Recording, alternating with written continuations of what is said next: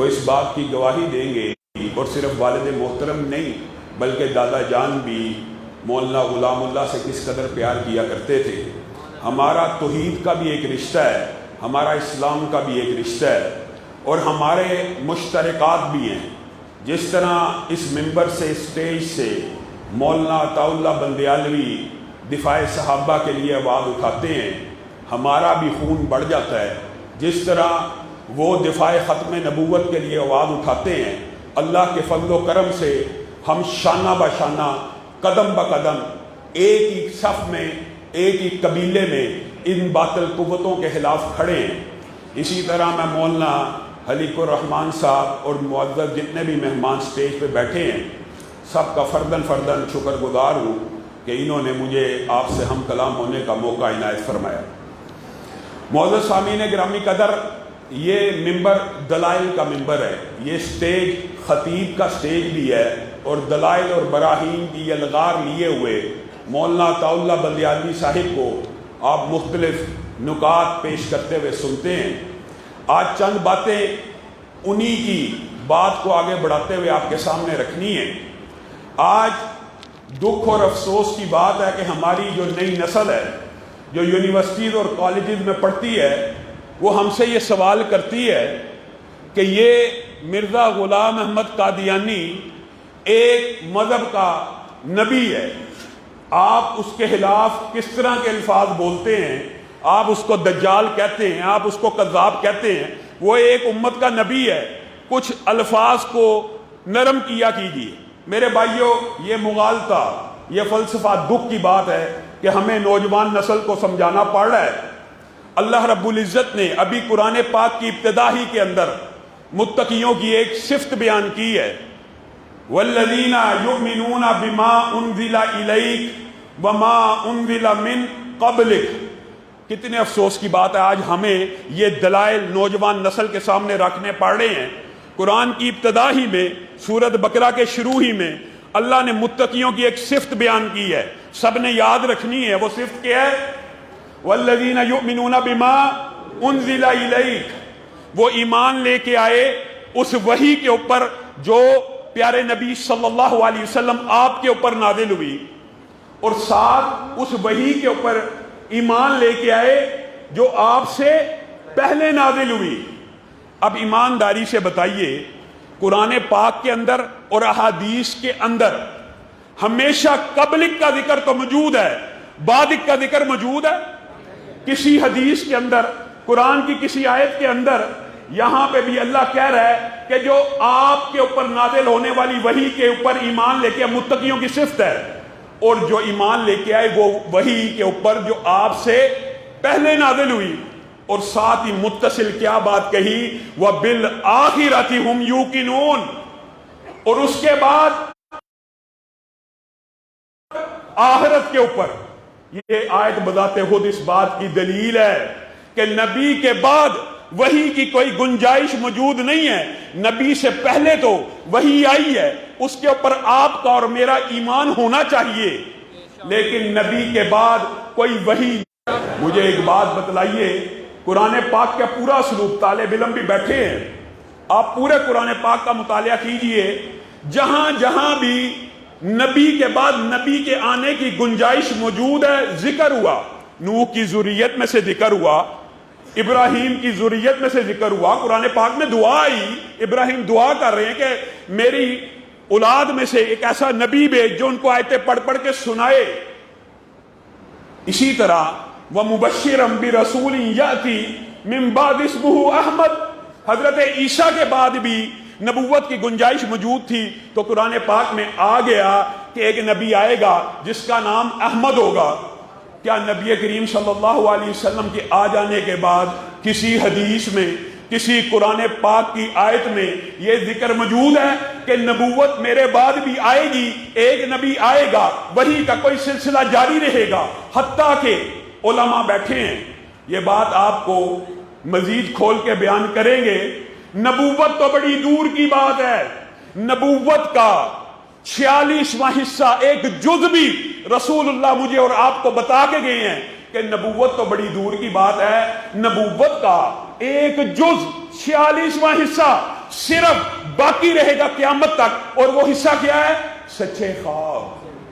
اگر نبی آنا ہوتا، اگر اتنا عظیم منصب باقی ہوتا تو رسول اللہ صلی اللہ علیہ وسلم مجھے اور آپ کو بتلا کے نہ جاتے۔ پھر قرآن پاک کے اسلوب کو آپ دیکھیے، قرآن پاک میں جب بھی نبی آیا، ذکر آیا اپنی قوم کی طرف، اپنے قریہ کی طرف، اپنی زبان کی طرف، ان سب کا ذکر آیا۔ لیکن جب آمینہ کے لال کی باری آئی تو یہ اعلان ہوا، آپ گوروں کے بڑے بن کے نہیں آئے، آپ کالوں کے بڑے بن کے نہیں آئے، آپ سرخوں کے بڑے بن کے نہیں آئے، آپ سفیدوں کے بڑے بن کے نہیں آئے، بلکہ آج وہ آیا ہے جو سارے زمانوں کا امام بن کے آیا ہے اور سارے جہانوں کا امام بن کے آیا ہے۔ قُلْ يَا أَيُّهَا النَّاسُ إِنِّي رَسُولُ اللَّهِ إِلَيْكُمْ جَمِيعًا، پوری انسانیت کے لیے اب اگر کوئی نبی ہے تو وہ نبی کریم صلی اللہ علیہ وسلم ہے۔ الْيَوْمَ أَكْمَلْتُ لَكُمْ دِينَكُمْ وَأَتْمَمْتُ عَلَيْكُمْ نِعْمَتِي۔ یہ آیت کس کے لیے ہے؟ یہ آیت کے اوپر جھوٹی نبوتوں کے جو مدعی ہیں یا ان کے پیروکار ہیں غور نہیں کرتے۔ الْيَوْمَ أَكْمَلْتُ، دین مکمل ہو گیا۔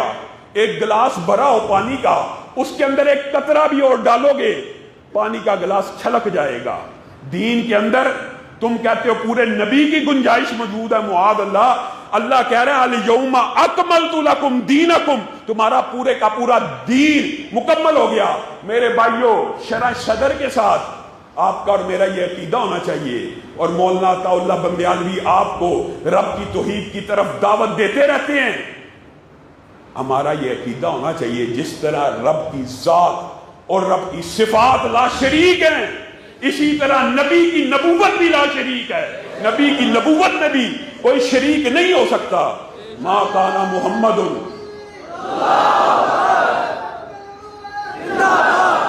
ما کان محمد ابا احد من رجالکم ولکن رسول اللہ وخاتم النبیین۔ مجھے بات بتائیے، اس آیت میں رسول اللہ صلی اللہ علیہ وسلم کو یہ بات بھی پتہ چل گئی تھی کہ میں کسی بالغ بچے کا باپ نہیں بن سکوں گا، کیونکہ اللہ تعالیٰ نے قرآن پاک میں یہ کہہ دیا ما کان محمد ابا احد من رجالکم، آپ مردوں میں سے کسی کے باپ نہیں بنیں گے۔ اس سے مراد یہ ہے کہ آپ کا کوئی بچہ بھی بلوغت کو نہیں پہنچے گا۔ اب رسول اللہ صلی اللہ علیہ وسلم کے لیے بظاہر یہ خبر غم کی تھی، لیکن اللہ رب العزت نے جو کرم اور عنایت دینا تھا ساتھ اسی آیت میں بیان کر دیا۔ کہا آپ مردوں میں سے کسی کے باپ تو نہیں بنیں گے، لیکن آپ کے سر کے اوپر ختم نبوت کا ایسا تاج رکھا جائے گا کہ آپ سید ولد آدم بن جائیں گے، آپ فخر انسانیت بن جائیں گے۔ اور نبی کریم صلی اللہ علیہ وسلم پوری کائنات کے اندر آخری نبی ہیں۔ اس کی دلائل صرف قرآن میں نہیں ہیں، اس کے دلائل احادیث میں بھی موجود ہیں۔ ایک ترجمہ وہ ہے جو جھوٹے نبی کا، جھوٹی نبوت کا دعویٰ کرنے والے کرتے ہیں، اور ایک ترجمہ وہ ہے جو خود رسول اللہ صلی اللہ علیہ وسلم نے کیا۔ خاتم النبیین کا مطلب یہ کہتے ہیں معاذ اللہ نبی تراش مہر، اس بات کا بھی میں جواب دوں گا۔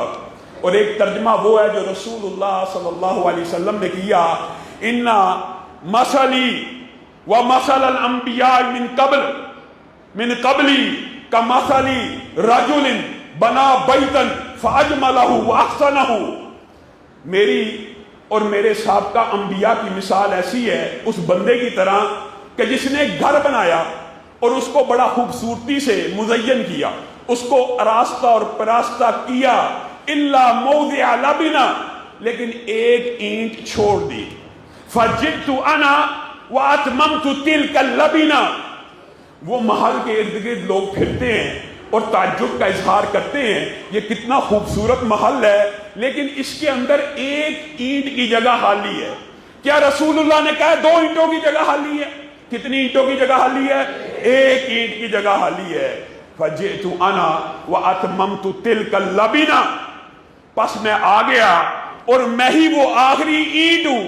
آج کے بعد کوئی یہ بندہ دعویٰ کرے نبی کے بعد کہ میں نبی ہوں تو یا تو اس کو ایک اینٹ اور نکالنی پڑے گی، معاذ اللہ کسی نبی کا حق کھانا پڑے گا، یا تو اینٹ کے اندر 2 کی جگہ خالی ہوتی تو پھر تو کوئی نبوت کا دعویٰ کرتا، بات بن سکتی تھی۔ جب اینٹ بھی ایک ہی خالی ہے اور رسول اللہ صلی اللہ علیہ وسلم نے آ کے کہہ دیا میں ہی وہ آخری اینٹ ہوں، تو پھر کس نے جرت دی، پھر کس نے ان لوگوں کو یہ اختیار دیا کہ یہ قرآن پاک کی من گھڑت تشریحات کرتے ہوئے؟ اور حیران کن بات یہ ہے، حیران کن کہ جہاں پر نبوت کا ہلکا سا بھی اشکال بھی باقی تھا، وہاں پہ بھی رسول اللہ صلی اللہ علیہ وسلم نے دور کر دیا۔ حضرت علی کے بارے میں آپ نے ایک روایت سنی ہوگی، اور بڑی معروف روایت ہے، اور ہمارے ہاں ایک مکتبہ فکر اس روایت سے یہ استدلال کرتا ہے کہ یہاں پہ رسول اللہ صلی اللہ علیہ وسلم نے خلافت بھی دی تھی۔ اما ترضا ان تکون منی بمنزلۃ ہارون من موسیٰ، علی کو کہا، آپ کو یہ سارا واقعہ پتا ہوگا کہ حضرت علی کو ایک غزوے میں رسول اللہ صلی اللہ علیہ وسلم چھوڑ گئے اپنے پیچھے، اور کہا آپ نے مدینہ کی نگرانی کرنی ہے۔ منافقین میں سے بعض لوگوں نے کہا اچھا گرمی بڑی ہے، ہاں جنگ بڑا میدان بہادری کا ہے، اچھا آپ کو اس لیے پیچھے آپ کے دل کو چوٹ لگی۔ حضرت علی رسول اللہ صلی اللہ علیہ وسلم کی بارگاہ میں پہنچ گئے، یہ کیا لوگ مجھے کہتے کیا میں بزدل ہوں، یہ کیسی بات ہے؟ تو رسول اللہ صلی اللہ علیہ وسلم نے آپ کو ایک بشارت اور خوشخبری سنائی اور آپ کا دل بھی رکھا۔ اما ترضا ان تکون منی، کیا تو اس بات پہ راضی نہیں ہے علی کہ تیرا میرا آپس میں ویسا ہی رشتہ ہو جیسا کہ موسیٰ اور ہارون کا رشتہ ہے؟ یہاں سے ایک بات اشکال پیدا ہو سکتا تھا، کیا کہ موسیٰ کے بعد ہارون بھی نبی ہیں، لیکن رسول اللہ صلی اللہ علیہ وسلم نے یہاں بھی اشکال کو رفع کر دیا، اے علی تو میرے ساتھ ویسا ہی ہے جیسے موسیٰ کے بعد ہارون تھے، الا انہ لا نبی بعدی، لیکن علی یہ بات یاد رکھی میرے بعد کوئی نبی نہیں آ سکتا۔ علی کا اشکال بھی دور کر دیا۔ اور جو ہمارے ہاں ایک فرقہ یہاں پہ جن کو بندیالوی صاحب بڑے پیار سے کیا کہتے ہیں، شین، بندیالوی صاحب کی میں تقریر سنتا ہوں تو اس میں شین کا جو ذکر ہے یہ وہی ہے۔ وہ فرقہ کیا کہتا ہے، اس حدیث سے یہ استدلال ہوتا ہے کہ حضرت علی جو ہیں وہ ان کو رسول اللہ نے خلافت دی۔ بات آئی ہے ضمنی طور پہ تو یہ بات بھی کر دیتا ہوں، اگر یہ حدیث خلافت کی بھی ہو، اگر یہ آپ کی دلیل ہے کہ یہ حدیث خلافت کی ہے، تو میرے بھائیوں ایک بات یہ دلیل آپ نے یاد رکھنی ہے ہمیشہ کے لیے، وہ کیا کہ حضرت ہارون حضرت موسیٰ کی زندگی میں فوت ہو گئے، یہ بات یاد رکھنی ہے۔ اس لیے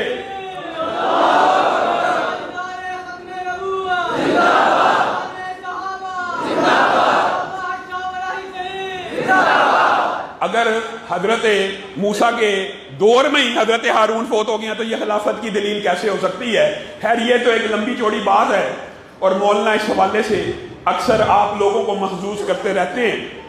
میرے بھائیوں یہ جو نبوت ہے یہ ایک ایسا منصب ہے کہ اگر کوئی بندہ رسول اللہ صلی اللہ علیہ وسلم کے بعد یہ دعویٰ کرے کہ میرے اوپر وحی اتری ہے، من اظلم ممن افترى علی اللہ کذبا او قال اوحی الی ولم یوحى الیہ شیء، اللہ کہتا ہے اس سے بڑھ کر ظالم کون ہے جو اللہ پہ جھوٹ باندھتا ہے اور کہتا ہے کہ میرے پر وحی نازل ہوئی اور اللہ تعالیٰ نے اس کے اوپر وحی نازل نہیں کی ہوئی۔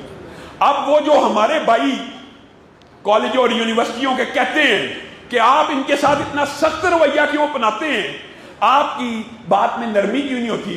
آپ ہر ایک سے، جو بندیوں سے، بریلویوں سے، ہر ایک سے پیار سے بات کرتے ہیں، قادیانیوں کی بات آتی ہے آپ ذرہ برابر رعایت نہیں کرتے۔ اور میرے بھائیوں یہ کوئی میرا نہیں، یہ کوئی بندیالوی صاحب کا عقیدہ نہیں ہے، یہ کوئی میرا اور بندیالوی صاحب کا منہج نہیں ہے، یہ منہج ہے تو رسول اللہ صلی اللہ علیہ وسلم کا منہج ہے۔ انہوں نے کیا کہا تھا؟ رسول رحمت ہے نا، آپ سے بڑا ہلاک کسی کا ہو سکتا ہے؟ رسول اللہ سے بڑا ہلاک کسی کا نہیں۔ آپ کا بھی عقیدہ، میرا بھی عقیدہ ہے۔ رسول اللہ نے کیا کہا ان کے بارے میں کہ میرے بعد جو نبوت کا دعویٰ کرے گا وہ دجال تو ہو سکتا ہے، کذاب تو ہو سکتا ہے، نبی نہیں ہو سکتا۔ اور آپ یہ بات جانتے ہیں کہ دجال بھی مبالغے کا صیغہ ہے، کذاب بھی مبالغے کا صیغہ ہے، گویا ان کے ساتھ نرمی نہیں ہو سکتی۔ اور آپ کے علم میں یہ بات بھی ہونی چاہیے کہ رسول اللہ کے دنیا سے چلے جانے کے بعد آپ نے سنا ہوگا بہت سی باتیں کہ منکرین زکوٰۃ کے خلاف اجماع ہوا فلاں، لیکن سب سے پہلے اور سب سے پہلا اجماع رسول اللہ کے بعد صحابہ کا جس بات پہ ہوا وہ مسیلمہ کذاب کی گردن کاٹنے پہ ہوا، اور یہ عقیدہ صحابہ نے آپ کو اور مجھے بتلا دیا۔ کیا عقیدہ؟ رسول اللہ کے بعد اگر کوئی نبوت کا دعویٰ کرے گا اس کو دھرتی کے اوپر زندہ رہنے کا حق نہیں دیا جا سکتا۔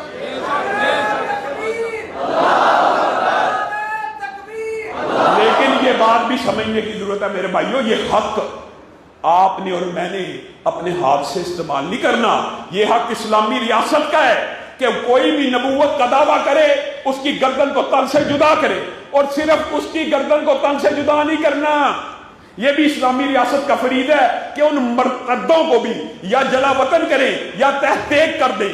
اور حضرت ابو بکر کی قیادت میں آپ نے وہ عظیم الشان جنگ کا سارا منظر پڑا ہوا، 40,000 آج کل کا کوئی مفکر یا فلاسفر ہوتا نا تو وہ پتہ کیا کہتا ہے، جس طرح آج کل کہتے ہیں نرمی کرو، اور مسیلمہ کذاب کے بارے میں صحیح سند سے یہ بات ملتی ہے کہ جب اس کا مؤذن بھی اذان دیتا تھا تو کہتا تھا اشہد ان محمد رسول اللہ، اس کا مؤذن بھی یہ بات کہتا تھا۔ آج کل کا کوئی مفکر ہوتا یار وہ تو رسول اللہ کا رسول مانتے ہیں، یار یہ احمدی تو قادیانی مردئی بے ایمان یہ تو رسول اللہ کا رسول مانتے ہیں، یہ وہی فلسفہ ہے۔ کسی ایک صحابی نے کہا کہ وہ اذان میں رسول اللہ کو محمد الرسول اللہ مانتے ہیں، ان کی نبوت کو تسلیم کرتے ہیں، ان کے ساتھ نرمی کرو، نہیں، سب نے تلواروں کو اٹھایا، 40,000 کے لشکر کے ساتھ جا کے ٹکرائے، 28,000 مرتدوں کو واصل جہنم کیا۔ یہ وہ جنگ ہے، پوری زندگی میں رسول اللہ کی پوری زندگی میں اتنے صحابہ شہید نہیں ہوئے جتنے اس اکیلی جنگ میں ختم نبوت کے دفاع کے لیے اور رسول اللہ کی حرمت کے لیے جو جنگ لڑی گئی، اس میں 1200 سے زائد صحابہ شہید ہو گئے۔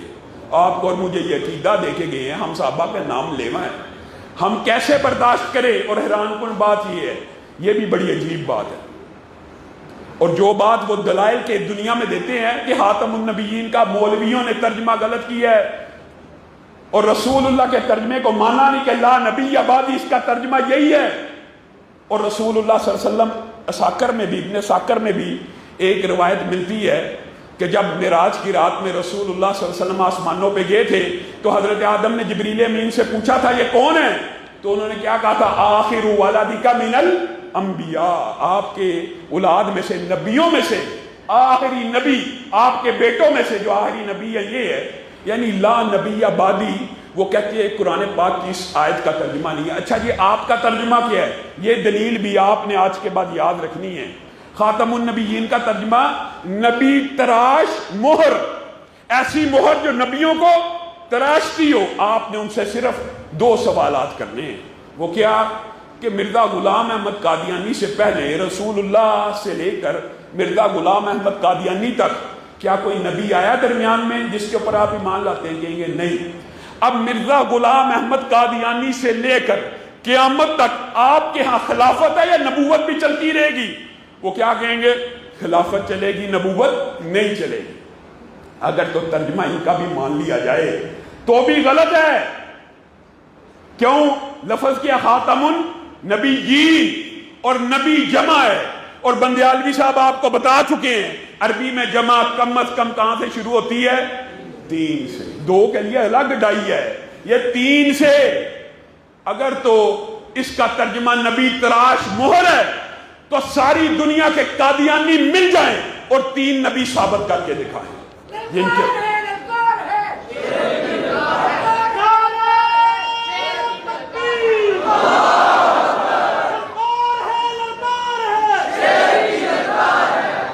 میرے بھائیو یہ کیسا عقیدہ ہے؟ اور حیران کن بات یہ ہے، ہمارا یہ خطہ اس لحاظ سے ہم بڑے مظلوم ہیں، اس خطے میں مرزا غلام احمد قادیانی جیسے کو بھی امتی مل گئے، معاذ اللہ۔ اور افسوس اور دکھ کی بات ہے نا، جو خود لکھتا ہے کہ میں نے گوروں کی خدمت کے لیے، برطانیہ کی حکومت کے لیے اتنی خدمات پیش کی۔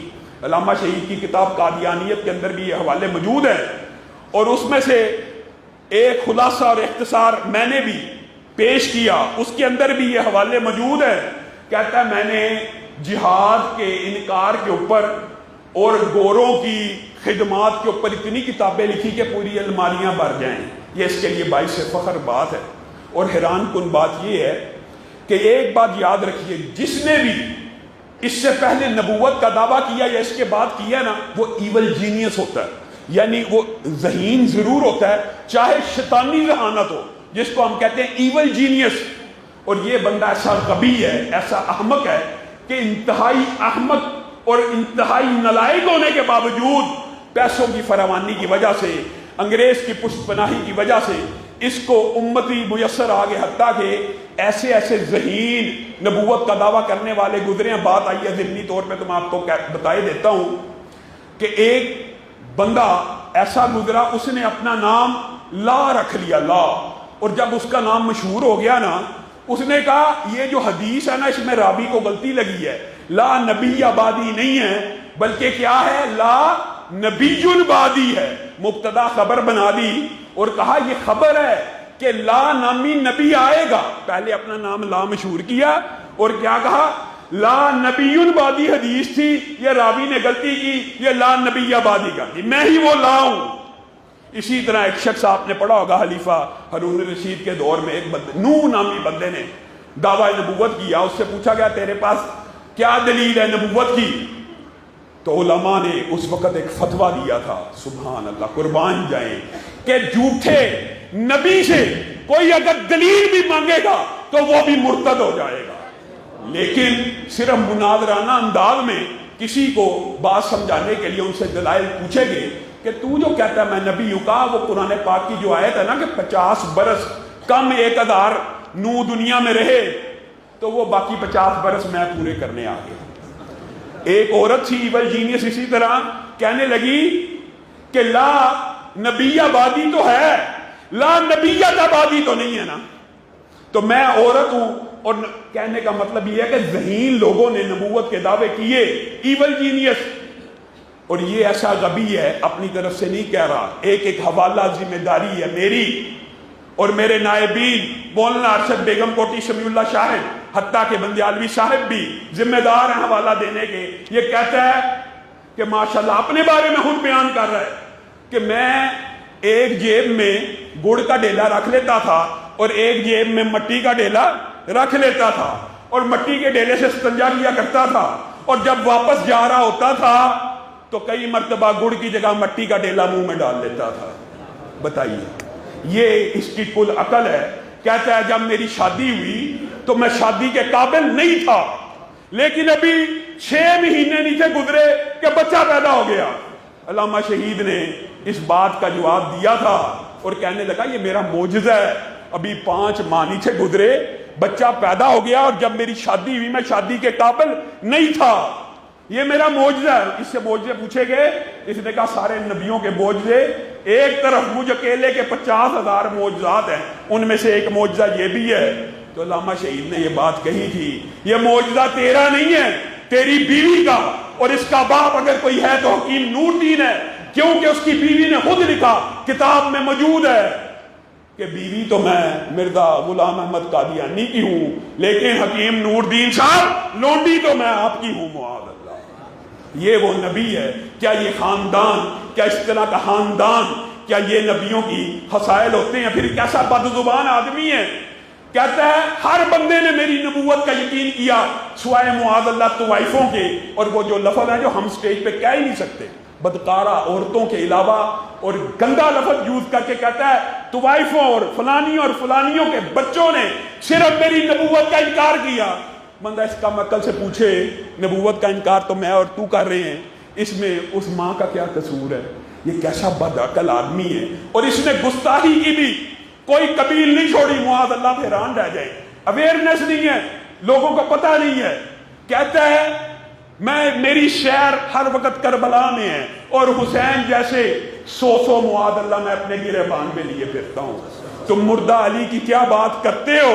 میں زندہ علی تمہارے اندر موجود ہوں. پھر اس بدبخت نے حضرت فاطمہ کی ایسی توہین کی ہے. کیا کہتا ہے بک بک کرتے ہوئے کہ حضرت فاطمہ نے مجھے اپنے قریب کیا، یہاں تک کہ میرے سر کو اپنی ران پہ رکھا. اور بدبخت نے حرزہ سرائی کرتے ہوئے کہا، اور حضرت فاطمہ نے مجھے سب کچھ دکھا دیا. یہ ملعون آدمی اس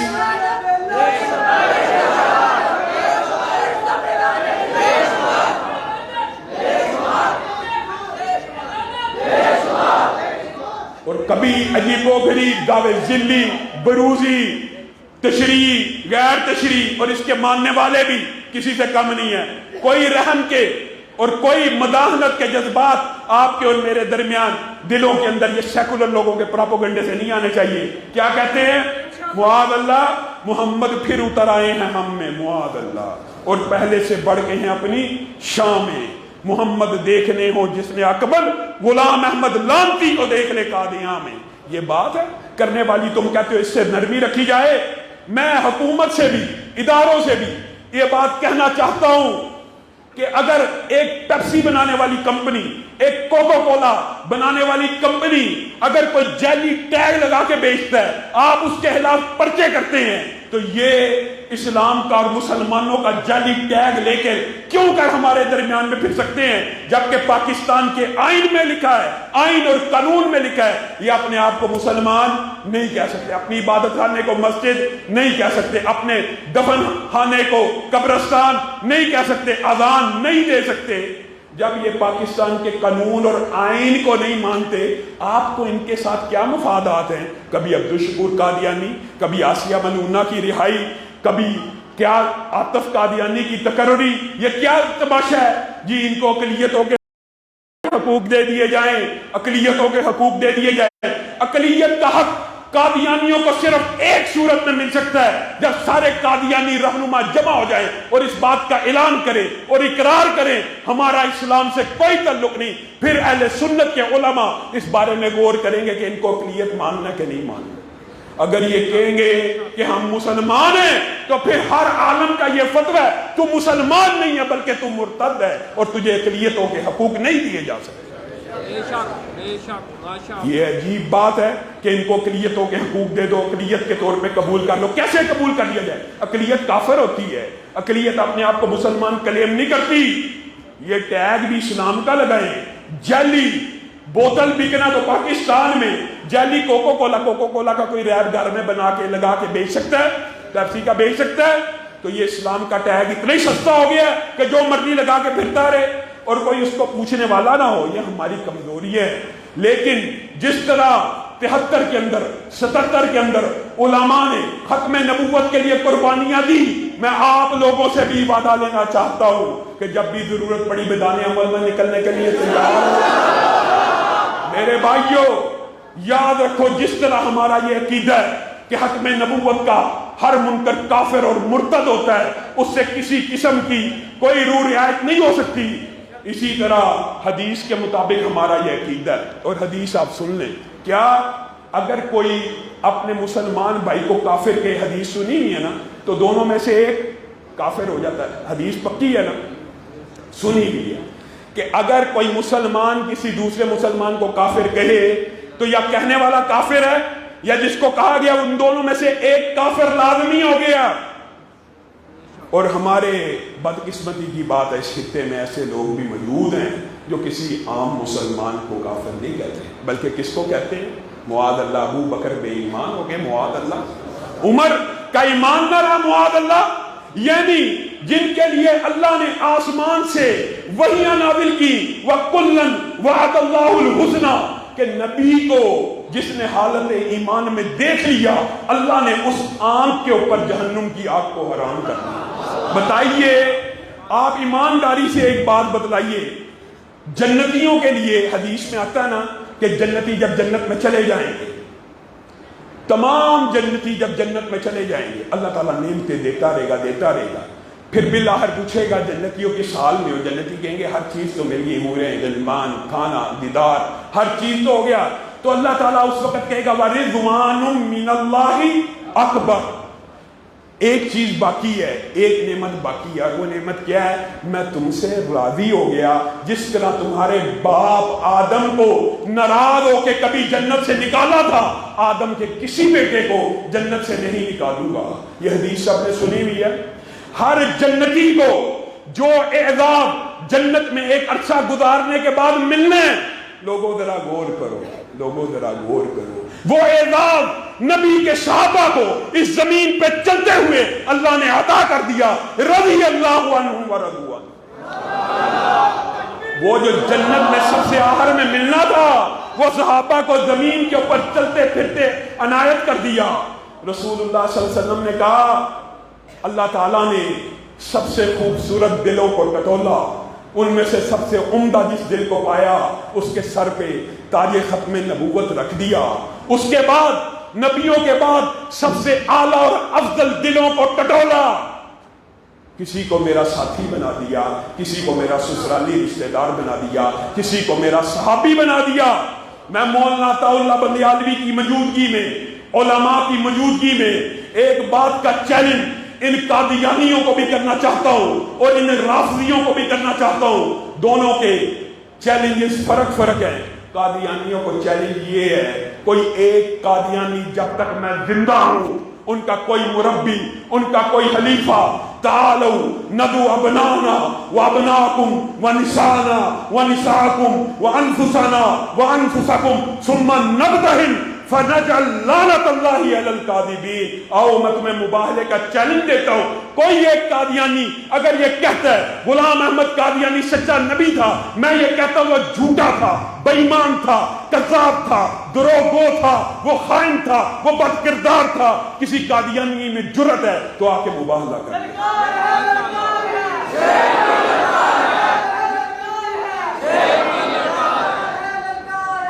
اسی طرح میں رافضیوں میں سے ان بدماشوں کو یہ چیلنج دینا چاہتا ہوں جو ابو بکر سے لے کر امیر معاویہ تک کسی صحابی کو جہنمی سمجھتے ہیں۔ میں یہاں پہ اعلان کرتا ہوں کہ نبی کا ہر صحابی جنتی ہے، ابو بکر سے لے کے معاویہ تک ہر صحابی جنتی ہے۔ آ جاؤ، کسی کے اندر جرأت ہے، میں مباہلہ کرنے کے لیے تیار ہوں، اور میرے ساتھی اور رفقا یہاں پہ بیٹھے ہیں، میں چلا بھی جاؤں گا، اس بات کے گواہ موجود ہیں۔ کسی رافضی میں، کسی قادیانی میں جرأت ہے تو ہمارے مباہلے کا چیلنج قبول کر لے۔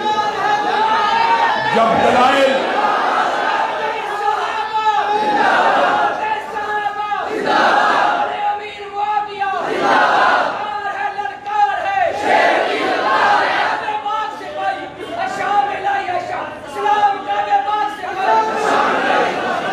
مجھے ایک بات بتلائیے، کیا ابو بکر کی صدیق کی صداقت کی جنگ لڑنے کے لیے تیار ہیں؟ عمر فاروق کی عدالت کی جنگ لڑنے کے لیے تیار ہیں؟ ذوالنورین کی صحابت کی جنگ لڑنے کے لیے تیار ہیں؟ علی کی شجاعت کی جنگ لڑنے کے لیے تیار ہیں؟ حسن و حسین کی سیادت کی جنگ لڑنے کے لیے تیار ہیں؟ اور سیدنا امیر معاویہ کی قیادت کی جنگ لڑنے کے لیے تیار ہیں؟ سبحان ربک رب العزت عما یصفون وسلام علی المرسلین والحمد للہ۔